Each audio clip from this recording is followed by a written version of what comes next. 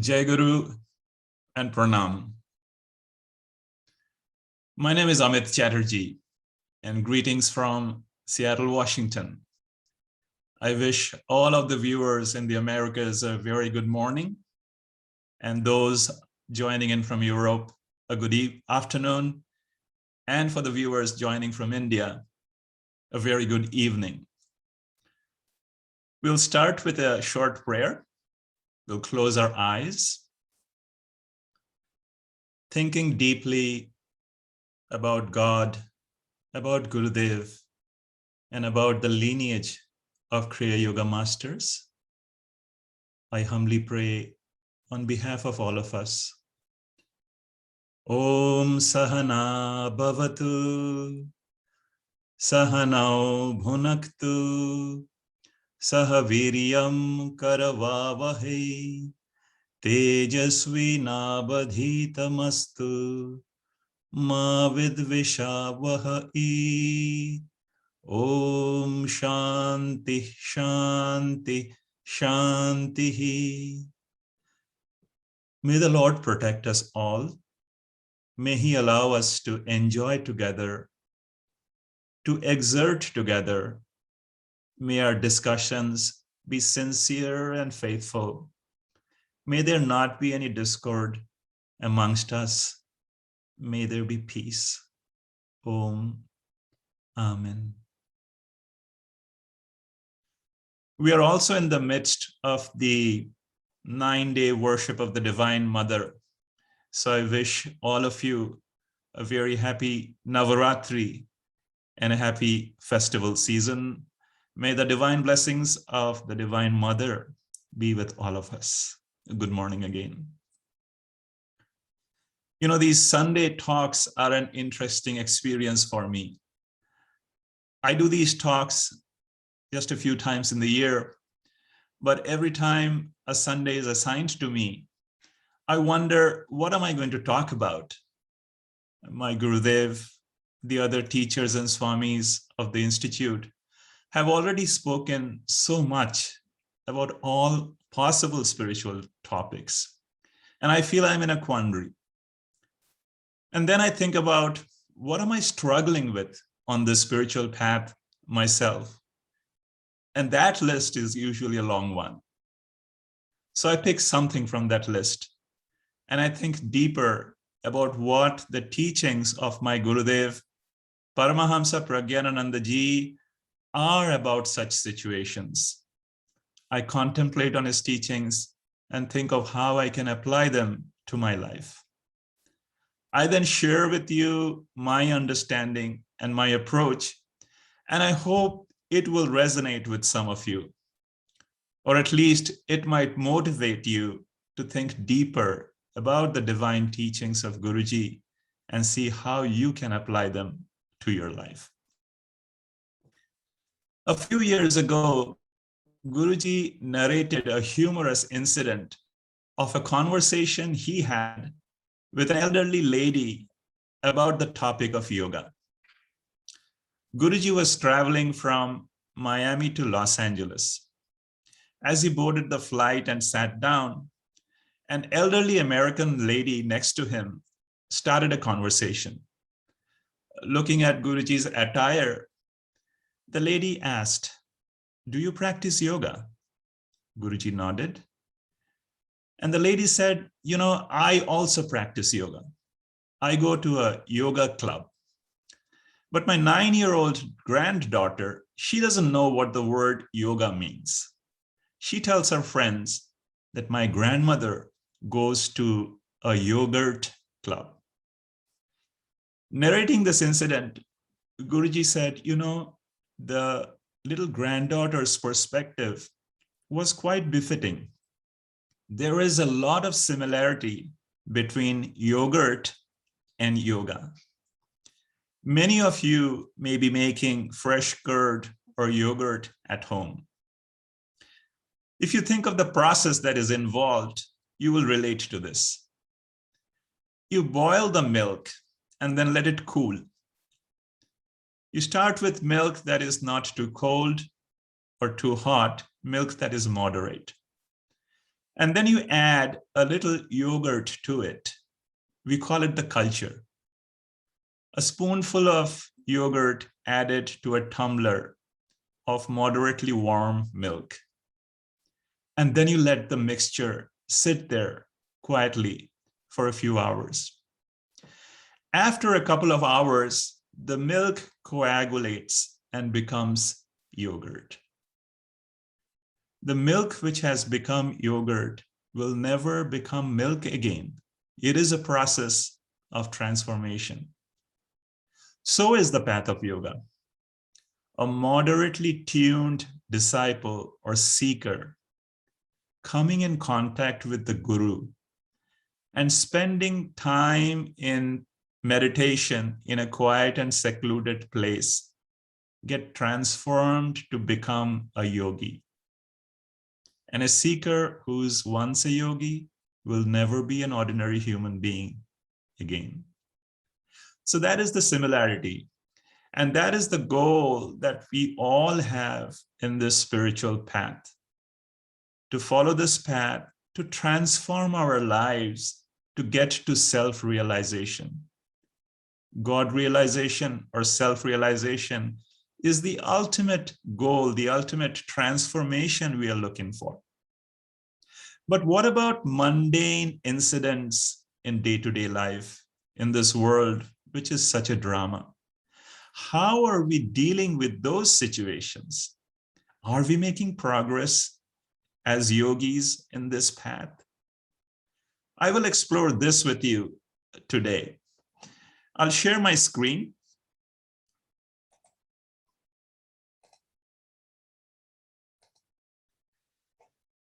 Consider a very typical situation. Someone says something to us that we do not like. And I'm not talking about some stranger, someone perhaps very close to us. Could be a family member, could be a close friend, or an associate. This is a common situation. And what happens to us? How do we react?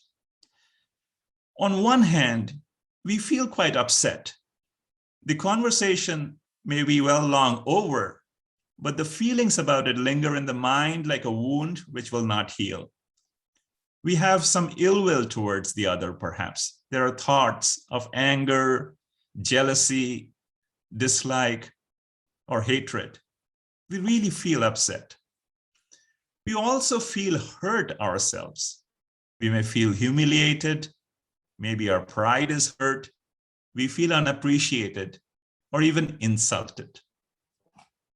Furthermore, we think that we feel justified in telling the other person that they really need to change. Now, this is a common reaction which happens to all of us. Most of us react in a similar way. But how about us who are practicing this path of yoga? Should we not do better than react just as normal people would do? Can we not, instead of thinking about changing the other, and Guruji reminds us, there's really only a few people have the authority to change another. A parent has the authority to change a child. A guru has the authority to change a student. Why do we think that we have the authority of changing a fellow being? Instead of that, why can we not think of changing ourselves in these common situations? To deal with the situation, perhaps in an intelligent and practical way, whatever the conversation might have been. But after that, to really forgive the person for anything that was said and not hold on to the incident in the mind. Can we not realize that this world is a drama? All of this is a play of the mind, and we need to be aware of that. But this is not how we react. So I'll try to look at whether yoga can help us in this way, in these situations. And I will refer to Guruji's teachings on the Yoga Sutra of sage Patanjali. All of you know that yoga is the most ancient of all philosophies. and the most authoritative scripture on the yoga is Sage Patanjali's Yoga Sutra. He wrote this work, a couple of thousand years ago, and it is still so relevant in our day-to-day life. A couple of words about this divine body of work. First of all, Sage Patanjali is not the founder of yoga. The Lord himself says that yoga came with the start of creation. Maharishi Patanjali, he compiled all of the techniques and knowledge of yoga into one body of work, which is the Yoga Sutra of Sage Patanjali. And it is really a handbook of yoga that is applicable today, and it will be as long as creation is there. Secondly, all that Sage Patanjali is speaking of is nothing but Kriya Yoga. The sage actually refers to this yoga by name in the work. He also refers to it as Ashtanga Yoga, or the 8 limbs of yoga. And we are so fortunate that Guruji has done a detailed explanation of this work. He has more than 200 hours of video that he has recorded for us. And this is available at our subscription platform at learn.kriya.org, and it is available to everyone.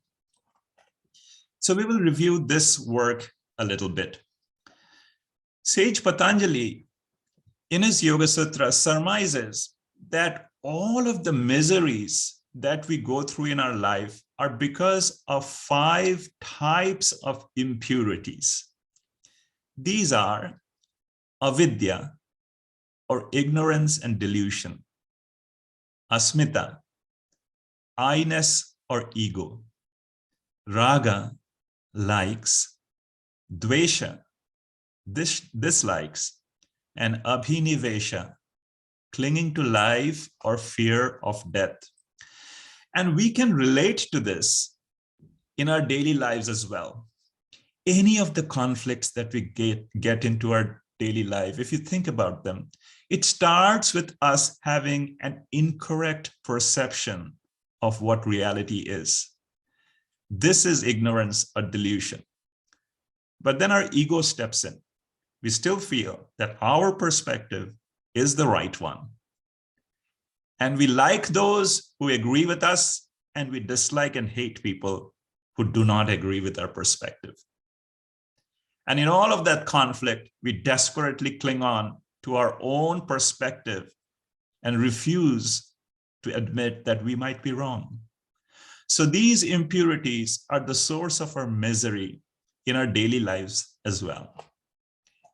And then Sage Patanjali goes on to tell us how to remove these impurities. He says, this is a beautiful part of a sutra, yoga anga anushtanat ashuddhi kshaye. By the celebratory practice of yoga, impurities are removed.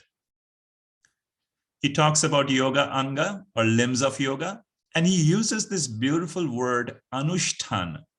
He just doesn't say practice of the limbs of yoga. He says a celebratory practice. We will come back to why he used this word a little later. But first, let's take a look at what he means by yoga anga, or the limbs of yoga. In fact, Sage Patanjali talks about 8 limbs of yoga.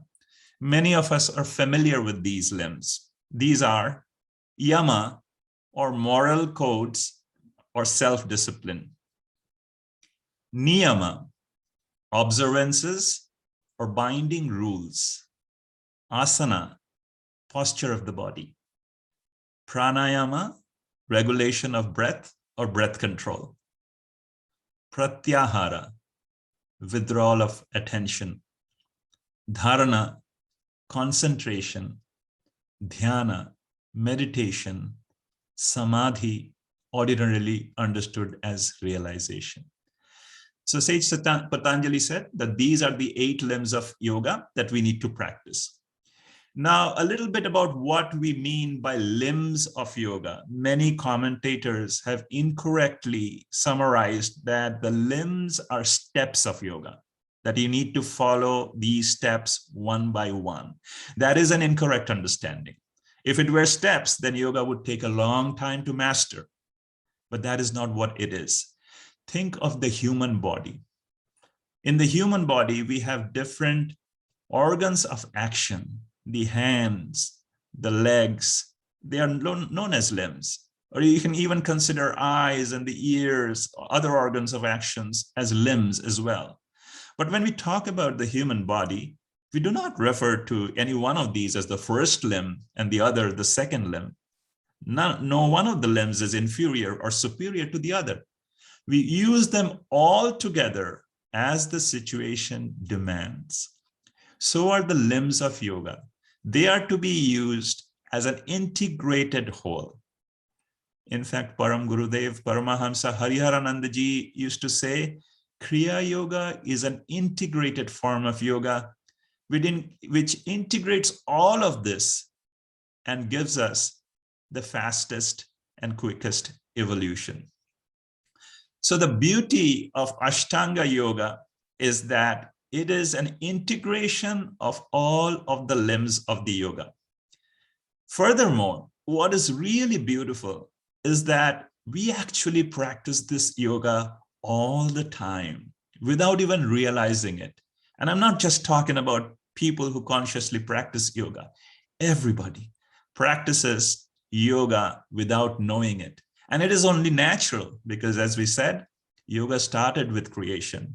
Yoga is an integral part of creation. We will explore one such activity. Guruji gives a beautiful example of cooking.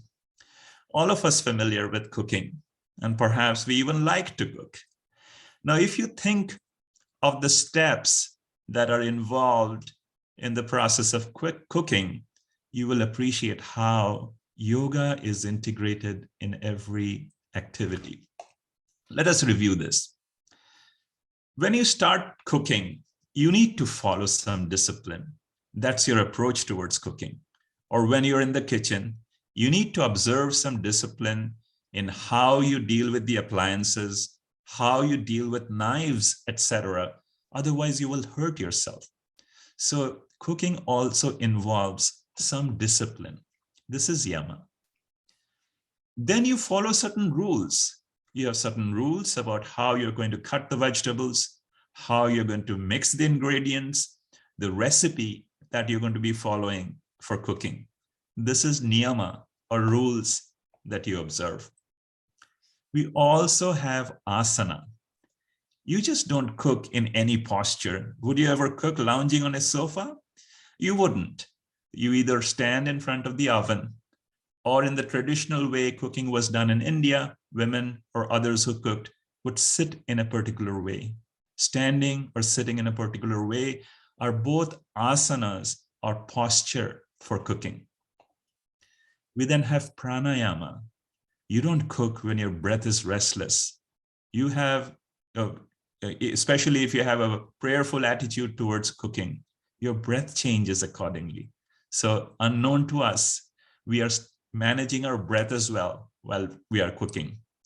And of course, we must withdraw our attention from what's surrounding us, television or WhatsApp, for us to cook. Otherwise, what we cook will not be good or even might get burned. So that's pratyahara, or withdrawal from the distractions around us while cooking. Then there is concentration. We all know cooking involves concentration. The following of the recipe, the ingredients, mixing them the way we do, that requires concentration. And then as the cooking progresses and the dish is closer to getting done, when the ingredients start boiling, there is a moment of calmness. There comes a time in cooking when there is no more activity, no more mixing this and that. You just let the meal cook itself. This is nothing but meditation or calmness in cooking. And finally, when the dish is cooked, you have joy. Especially if you have cooked with a devotional attitude, You have joy that you have cooked the best meal for God or gurus or for your family and guests. There is joy in completing of cooking. So these are practicing of the limbs of yoga in cooking. And if you consider it this way, any activity that you do, you will find that we are following these steps while doing them, whether that be an activity in the garden or a home renovation that you're working on, or even a feature that you're developing as a software developer. If you consider, you are practicing the 8 limbs of yoga. But unfortunately, we are not aware of how these are coming together. And this is why Sage Patanjali says that make it a celebratory practice. He says celebration of the limbs of yoga removes impurities. Yoga anga anushtanat ashuddhi kshaye. What is celebration? What is a ceremonial practice? That it is not just a mechanical practice, not just mechanically going through the steps, but engaging in them with proper understanding, following every step with zest, with love, with attention, with a smile on your face. Then the activity becomes a celebration. We know, as Sage Patanjali says, that the 8 limbs of yoga contributes to purity. But it is true that every limb itself contributes to that purity as well. And when we celebrate, when we practice the steps with that love and attention, then the total endeavor becomes a celebration. And if we keep this approach, then every activity in life becomes a celebration. Sage Patanjali essentially is saying that yoga can become a celebration of the perfect art of living. And if we approach our life, our roles in this manner, where is the scope for impurities? Where is the scope for ego, likes, dislikes, and fear? This is why Sage Patanjali says, make yoga a celebration, understand what is coming together, and then do it with a smile. With that, we'll take a look at the steps again. If you take a look at the limbs, we have an intuitive understanding of what they all mean. So in this discussion, I will just focus on a few of this. I'll talk a little bit about Yama, niyama, and samadhi. The other ones in the middle, we are more familiar with that in our practice of meditation. And we will cover them when we do the meditation at the end of this talk. Let us first understand the word samadhi a little bit more. Normally, we understand samadhi as self-realization or God realization. So samadhi, in that sense, is the goal of yoga. But then why does Sage Patanjali say that samadhi is a limb that is to be used in the activity? Well, samadhi is both a goal and the means. The word samadhi itself in Sanskrit means samahita dhi. Samahita means balanced or peaceful, and dhi is intellect or mind. So the word samadhi is to do something with a peaceful, calm, joyous, smiling approach. So in that sense, samadhi becomes a step that we should practice. Often we forget about this. We become stressed in our day-to-day life.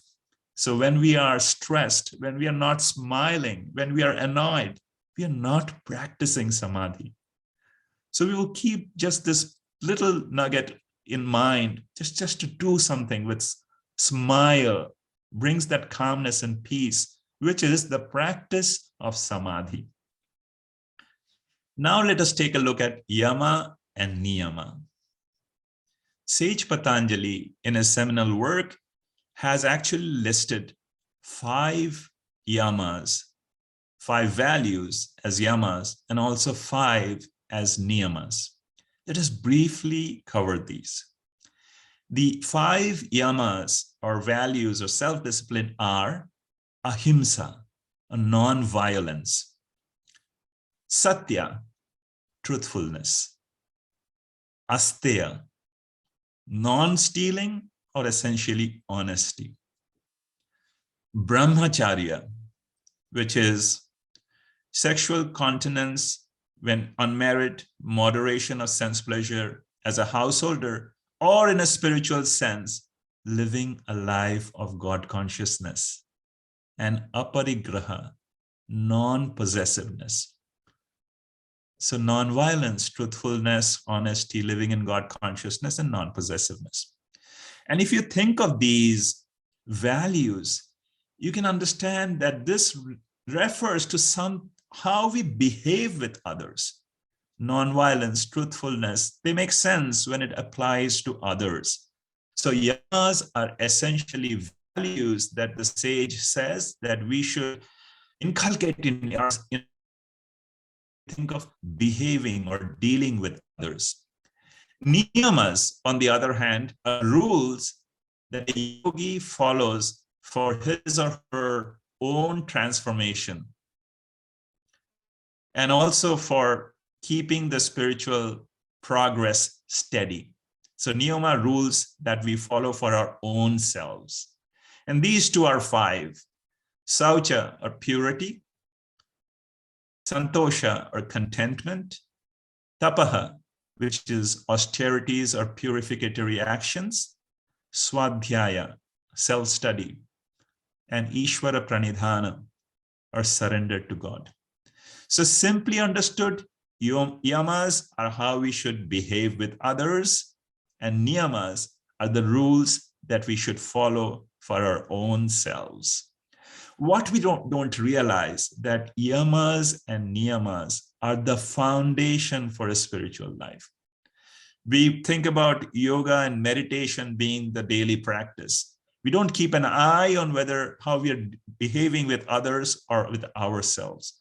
And if we feel that we are not making progress in the spiritual path, it is quite likely that we need to turn our attention to these values again and see how we can refocus on them. Without progressing on yama and niyama, we will not progress on the spiritual path. And that is easy to understand. If we cannot transcend violence, if we cannot be truthful, then how can we behold the highest truth, that is God? How can we even really understand what Guruji is teaching us? There's a beautiful story of how this works out in our life. This is a story of a saint called Samartha Ramdas. Samartha Ramdas was actually a holy man of medieval India. He was also the Guruji of Shivaji, the well-known warrior king who is revered all over the world. His name was actually Swami Ramdas. He used to go begging from door to door. And while begging, he would stand in front of a home and simply say, Raghuvir Samarth. The word means God is capable. Raghuvir, name of Lord Rama. Raghuvir Samarth, or Lord capable. He would not say, I'm here to beg. He would just say, God is capable, meaning God will take care of me. People would hear that and come out of their homes, and he had a begging bowl, and they would put food to him, in the bowl. So this is how this saint lived. And once when this saint was in the front of a home and said, Raghuvir Samarth, a lady came out. He gave the saint some food in his bowl. And then he said, Baba, can you give me some advice? The saint looked at the lady, kept quiet, and went away. Samartha Ramdas quietly left that day. The lady would have felt, I asked him for some advice. He didn't give that to me. The next day, Swami Ramdas, Samartha Ramdas, came back to the same home, which he normally didn't do on successive days. Once again, he said, Raghuvir Samarth. The lady came out. She had some beautiful rice milk or payasam that she had made. And she was about to pour that into his bowl. And the lady stopped. She said, Baba, your bowl is not clean today. What the saint had done, he had kept some cow dung in the bowl. The lady said, Baba, your bowl is not clean. Samarth Ramdas said, why? You pour in this bowl. The lady said, no, Baba, I cannot do that. Please give me your bowl. I will clean it and then I'll pour this food in there. Samarth Ramdas said, thank you, I'm leaving. You asked me yesterday for some piece of advice. This was the advice. Thank you. So what was the advice? The saint was essentially saying that your life is not pure. Just as you do not pour your good food into a bowl that is not pure, what good would my advice do when your mind is not pure? Our life indeed is like a pot. How clean are we keeping this pot? Sage Patanjali essentially says, Yama and niyama keep the pot of our life clean so that we can then make progress in the spiritual path. We will consider just one yama and one niyama in our talk. We'll talk about ahimsa a little bit, non-violence, and tapaha, austerities or purificatory action. If you think of ahimsa, most of us think of ahimsa in the form of killing or physically hurting someone. But really, ahimsa is not just physical violence. We can hurt another with our words and with even our thoughts. And often what we say to others hurts more than a physical wound. So we have to remember that as a yogi, we have to practice ahimsa in every action, word, as well as in our thought. That is the true practice of ahimsa. And we need to contemplate on whether we are living such a life or not.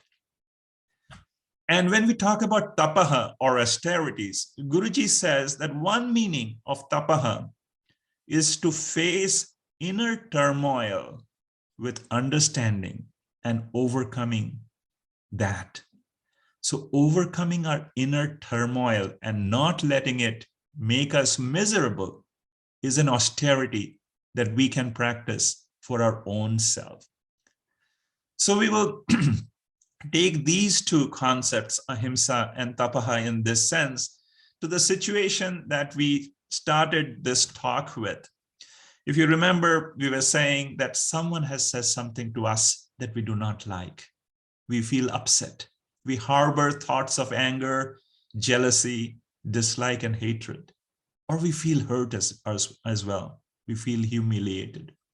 If you think of this, we ourselves then are essentially committing violence ourselves by harboring those thoughts of anger, jealousy, dislike, and hatred. And when we feel hurt, we are in mental turmoil. So if we follow what we just discussed, then we need to overcome these two.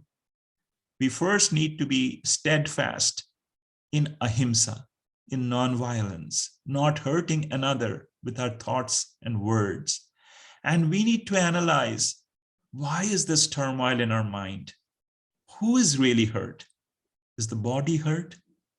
Is the mind hurt? And if you analyze in this way, you will realize it is really our ego which is hurt. And usually our ego is hurt from our own expectations. Maybe I have certain expectations from my family members or my friends, and I want them to treat me that way. And when they do not, my ego is hurt. I feel humiliated. My pride is hurt. And that is why I get into a mental turmoil. So yogi, perhaps, if we were to apply these teachings to our daily life, what should we do? First of all, I think we should live a simple lifestyle. When we live a simple lifestyle, and an intelligent one, of course, then we reduce not only the burden of karma, but we lessen the chance of hurting others. So to review our lifestyle and see what is essential and what is not, to live a simple lifestyle and to live it intelligently. Second, we need to practice nonviolence. In every moment, we need to be aware that in actions, thoughts, and words, we should not hurt anyone. And the only way to do that is to catch ourselves when even the thoughts arise. That is why Guruji says, keep an attention on your breath. Watch the breath in every moment. When you even notice a thought of himsa, of violence coming up, pray to God, to Gurudevs, please do not give me this thought. Please take this away. Bring the attention back regularly, repeatedly to the breath. And finally, let us not have undue expectations from others. I am just a child of God, and so are others. Let me bring that to my heart, that my mother will take care of me. The world is a play. My mother will take care of me. Everybody is a child of God. Let me not have any more expectation. And then I am also a disciple of my Guru. My Guru is incessantly teaching me how to behave. Why can I not take those teachings to heart? And in every situation, think of how my Guru would want me to react to that situation. So just these 3 steps will, I think, help us deal with these common challenges in our path. And of course, those who are practicing Kriya Yoga, for them, I would also say, practice more Kriya Pranayam. Lahiri Baba used to say, Lahiri Mahasai, that the practice of pranayam overcomes the inadvertent or even the conscious mistakes that we make every day. So practice pranayam more. With that, I'll bring this discussion to a wrap and just quickly go over what we discussed. Sage Patanjali says that there are 5 impurities which lead to all misery in our life. This is ignorance, asmita or I-ness, likes and dislikes, and clinging on to life or fear of death. And the only way to overcome these miseries is to have a celebratory practice of yoga. Yoga anga anushtanat ashuddhi kshaye. We went over the 8 limbs of yoga, and we discussed some associated practices. Yama, our moral values or self-discipline. We talked about leading a simple lifestyle.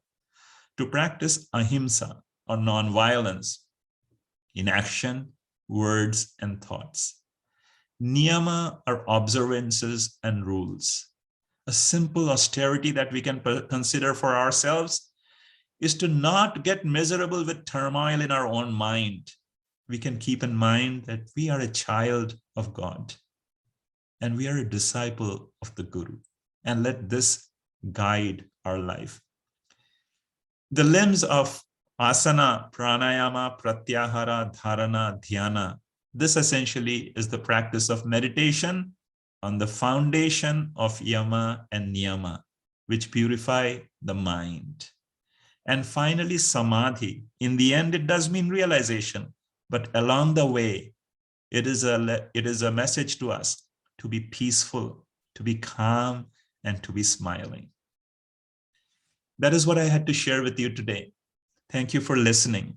I hope this short discussion was helpful for you, that if we focus on how we are approaching all of these limbs of yoga, that God and Gurus will bless us with more understanding and we'll have better progress on the spiritual path. With that, we have a few minutes left. We will practice a short session of meditation.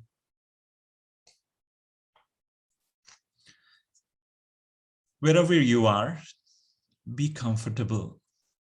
Let us close the eyes for a short meditation.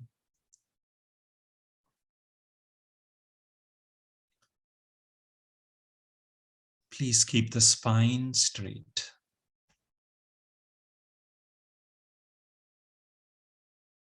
Bring the attention to the middle of the two eyebrows.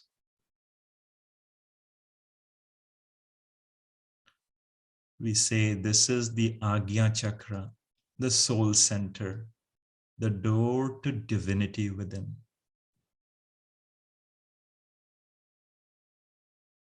Be comfortable. The posture that you have right now, sitting comfortably with your spine straight, is itself an asana.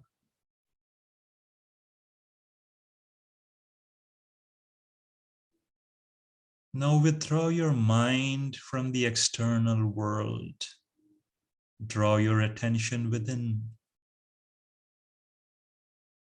This is pratyahara, withdrawing the attention from the world outside. Concentrate on your breath instead. Calmly observe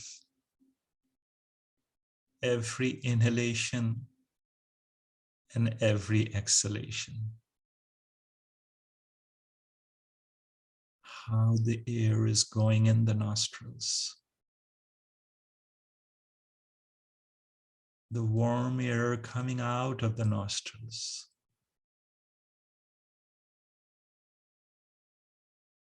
Some calmness within.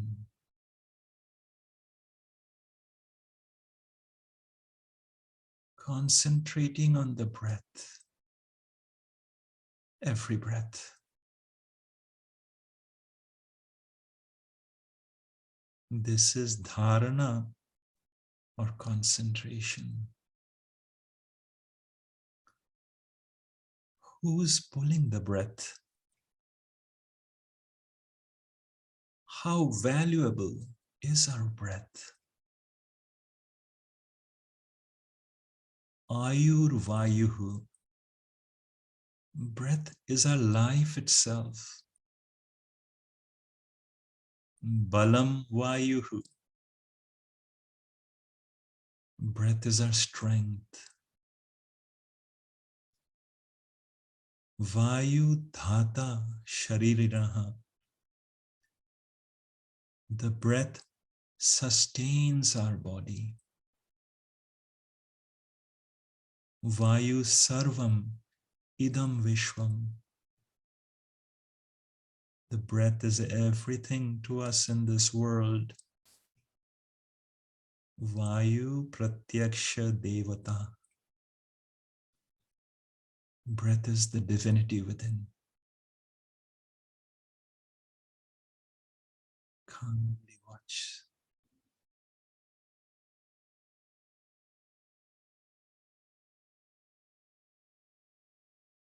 For this 10 minutes, to set aside all your thoughts and worries, all your anxieties of the work ahead.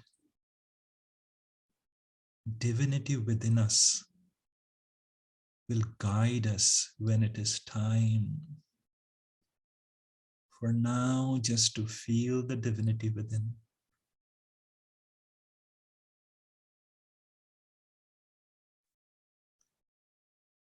Now take a slow, long, and deep inhalation.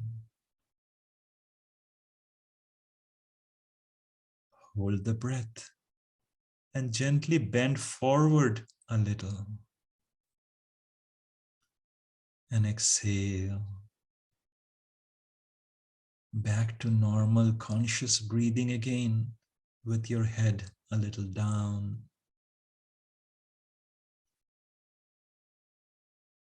This too is a posture of yoga.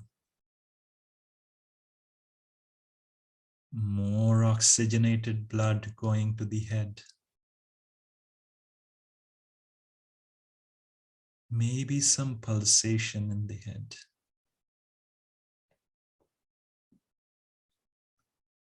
This simple asana or posture of having the head down also is a simple practice of humility.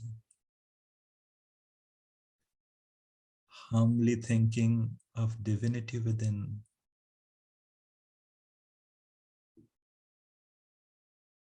We are a child of God.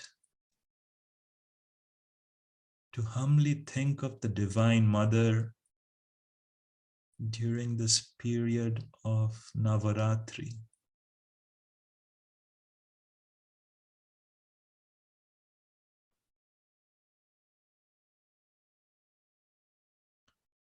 O Mother, Rupam Dehi, give us beauty, beauty of a good character.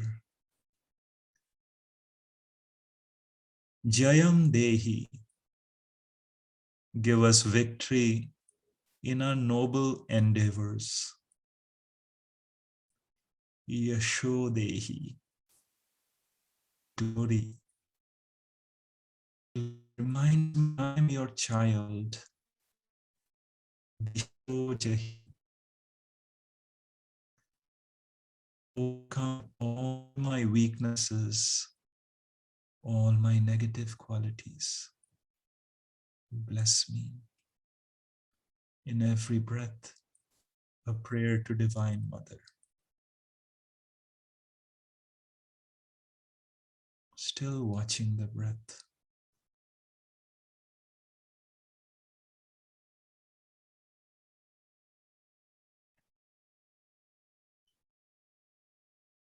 Take another slow, long, and deep inhalation. Holding the breath, gently sit back up. Exhale. Normal conscious breathing again.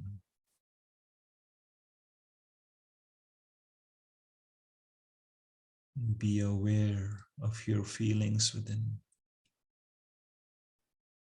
Maybe a little more calmness.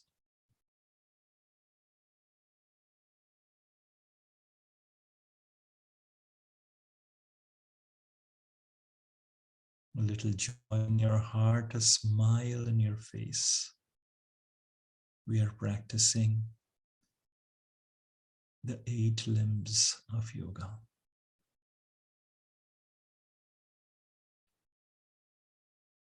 Next, we'll practice the deep breathing a little bit.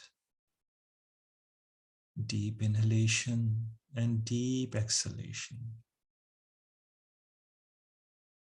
And with every full breath, to feel the life force, the prana expanding throughout our body. This is a simple pranayama. Take a deep, slow inhalation. Completely filling your lungs. And a slow, long, deep exhalation. Getting all the air out. Inhale. Slow, long, deep. Exhale. Slow, long, and deep. Inhale. Feel the breath neutralizing all turmoil within. Exhale. Feel peace within. Inhale. Love. Exhale. Peace. Inhale. Love. Exhale. Peace. Inhale, love. Exhale, peace. Inhale, peace.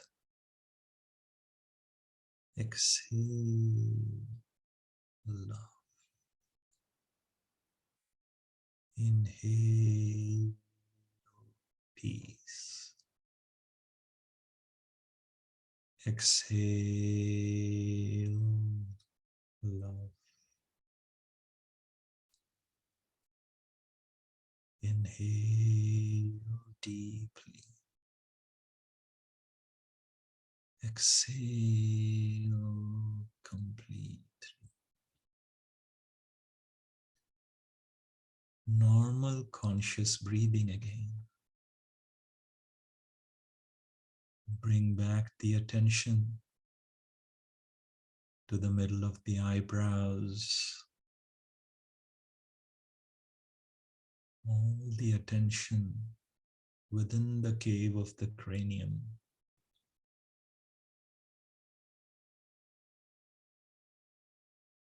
Calmness within.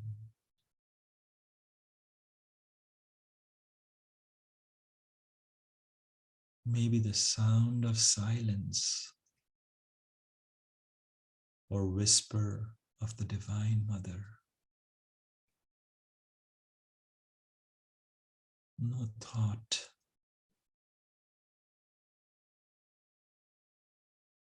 Allow yourself to merge into that silence. Silent meditation. This is dhyana. Try.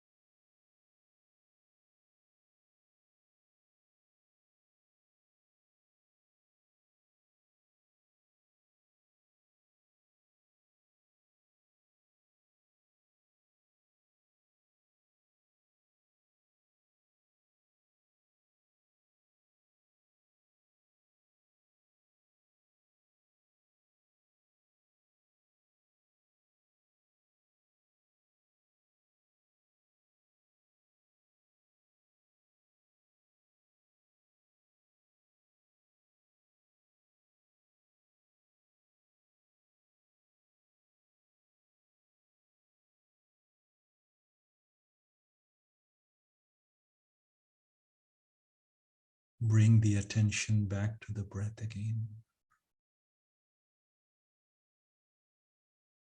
Conscious breathing again. Once again, aware of the breath, aware of the body.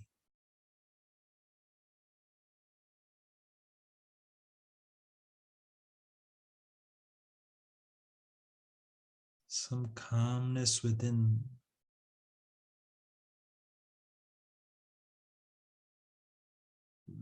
Maybe the mind is a little more peaceful.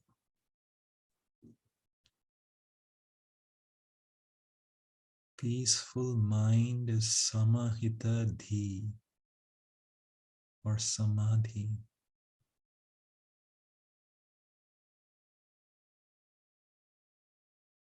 Even a moment of calmness is the result of your meditation, is the grace of God and Gurus.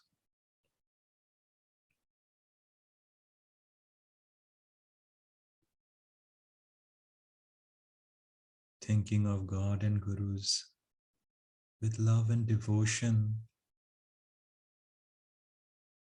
we will offer a prayer for all in this world. Sarve bhavantu sukhinah, sarve santu niramaya, sarve bhadrani pashyantu, ma kaschit dukha bhag bhave. Let all be happy. Let all be healthy. May all enjoy the auspiciousness in this world. May there not be any misery. Let all be in peace. May God and Gurus bless us all. May the Divine Mother bless us all. Om Purnamadaha Purnamidam Purnat Purnamudachyate Purnasya Purnamadaya Purnameva Vashishyate. This creation is complete. As part of this creation, we too are perfect and complete. May through our own celebratory practice, may through the blessings of God and Gurus, we realize this perfection within.